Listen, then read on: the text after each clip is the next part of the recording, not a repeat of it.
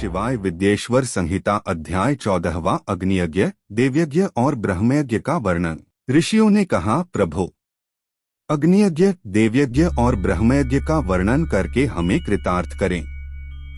सूत जी बोले, महर्षियों, गृहस्थ पुरुषों के लिए प्रातः और सायंकाल अग्नि में 2 चावल और द्रव्य की आहुति ही अग्नियज्ञ है। ब्रह्मचारियों के लिए समिधा का देना ही अग्नियज्ञ है, अर्थात अग्नि में सामग्री की आहुति देना उनके लिए अग्नियज्ञ है।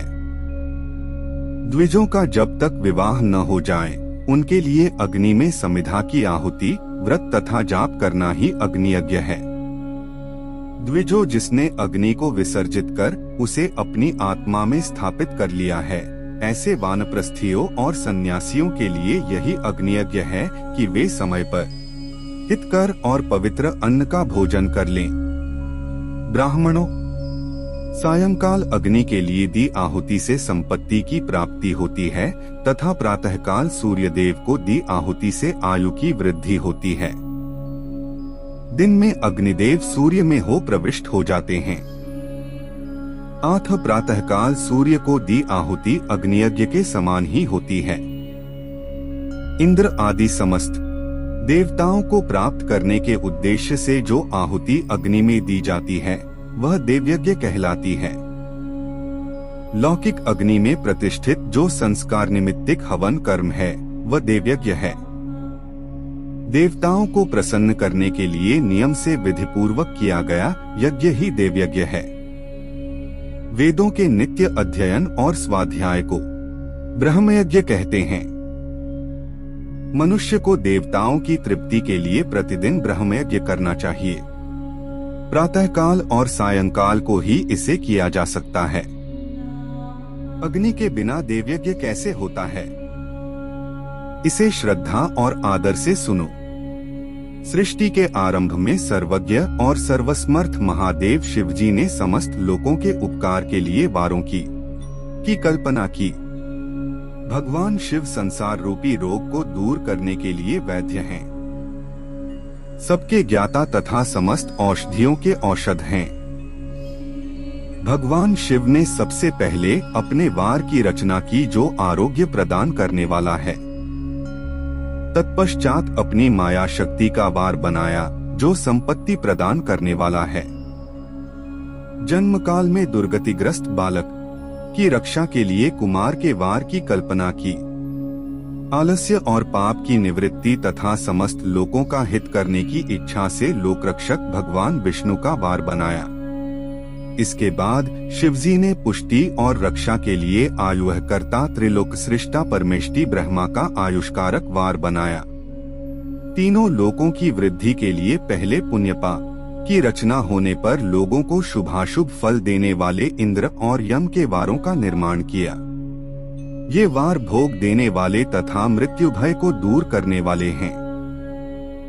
इसके उपरांत भगवान शिव ने 7 ग्रहों को इन वारों का स्वामी निश्चित किया। ये सभी ग्रह नक्षत्र ज्योतिर्मय मंडल में प्रतिष्ठित हैं।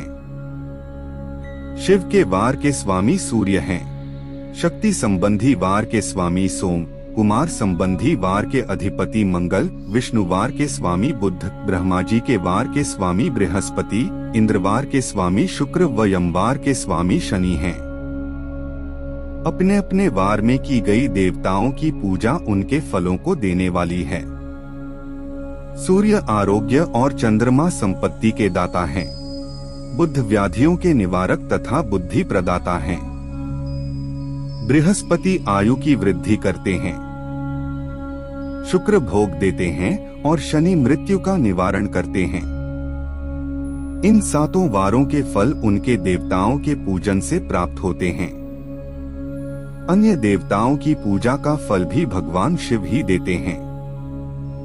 देवताओं की प्रसन्नता के लिए पूजा की 5 पद्धतियां हैं। पहले उन देवताओं के मंत्रों का जाप, दूसरा होम, तीसरा दान, चौथा तप तथा 5वां वेदी पर प्रतिमा में अग्नि अथवा ब्राह्मण के शरीर में विशिष्ट देव की भावना करके 16 उपचारों से पूजा तथा आराधना करना। दोनों नेत्रों तथा मस्तक के रोग में और कुष्ठ रोग की शांति के लिए भगवान सूर्य की पूजा, करके ब्राह्मणों को भोजन कराएं। इससे यदि प्रबल प्रारब्ध का निर्माण हो जाए तो जरा एवं रोगों का नाश हो जाता है। इष्टदेव के नाम मंत्रों का जाप वार के अनुसार फल देते हैं। रविवार को सूर्य देव व अन्य देवताओं के लिए तथा अन्य ब्राह्मणों के लिए विशिष्ट वस्तु अर्पित करें। यह साधन विशिष्ट फल देने वाला होता है तथा इसके द्वारा पापों की शांति होती है। सोमवार को संपत्ति व लक्ष्मी की प्राप्ति के लिए लक्ष्मी की पूजा करें तथा पत्नी के साथ ब्राह्मणों को घी में पका अन्न भोजन कराएं। मंगलवार को रोगों की शांति के लिए काली की पूजा करें।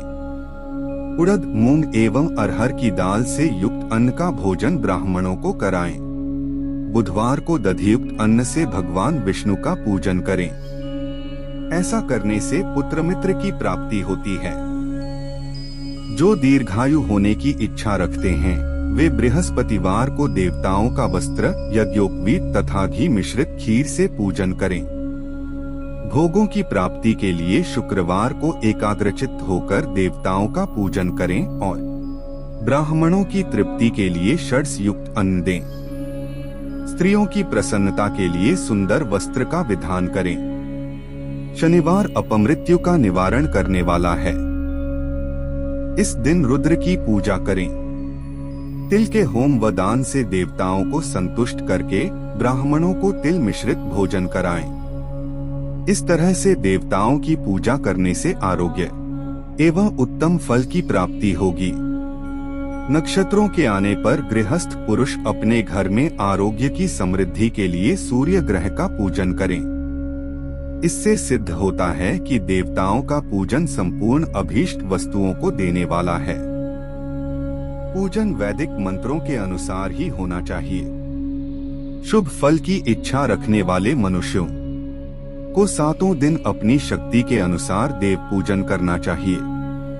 निर्धन मनुष्य तपस्या व व्रत आदि से तथा धनी धन के द्वारा देवी देवताओं की आराधना करें। जो मनुष्य श्रद्धा पूर्वक इस तरह के धर्म का अनुष्ठान करता है वह पुण्य लोक में अनेक प्रकार के फल भोगकर पुनः इस पृथ्वी पर जन्म ग्रहण करता है। धनवान पुरुष सदा भोग सिद्धि के लिए मार्ग में वृक्ष लगाकर लोगों के लिए छाया की व्यवस्था करते हैं और उनके लिए कुएं, बावली बनवाकर पानी की व्यवस्था करते हैं। वेद शास्त्रों की प्रतिष्ठा के लिए पाठशाला का निर्माण या अन्य किसी भी प्रकार से धर्म का संग्रह करते हैं और स्वर्गलोक को प्राप्त होते हैं। समयानुसार पुण्य कर्मों के परिपाक से अंतःकरण शुद्ध होने पर ज्ञान की सिद्धि होती है। द्विजो, इस अध्याय को जो सुनता, पढ़ता अथवा सुनने की व्यवस्था करता है उसे देवयज्ञ का फल प्राप्त होता है। अगर आप चैनल पर नए हैं तो वीडियो को लाइक और सब्सक्राइब करना ना भूले और कमेंट में ओम नमः शिवाय जरूर लिखे। धन्यवाद।